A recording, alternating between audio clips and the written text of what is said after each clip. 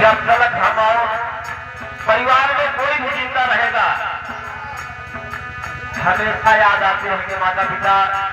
इसलिए भैया मैं ये दावा करता हूं, मैं ये वादा करता हूं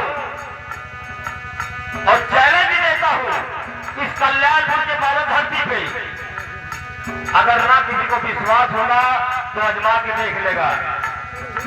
हर व्यक्ति से मैं कहता हूं कि अगर जो अपने माता पिता का सेवा करेगा तो उसके घर में भूत प्रेत दुख बीमारी भगवान का दिया हुआ भाई उसको बात छोड़िए।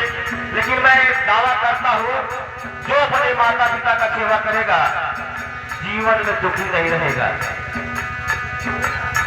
ये मैं चैलेंज करता हूं क्योंकि मैं ये करके देखा हूं। मैं आज आया चीज बताता हूं, ये सुना हुआ चीज तो मैं कुछ विश्वास नहीं करता हूँ जो अपने ऊपर अनुमान। लेकिन ये बेटिया ये उसका अब तो महतारी सूरत के बिछड़े न, लेकिन क्या करवा हर चीज भैया।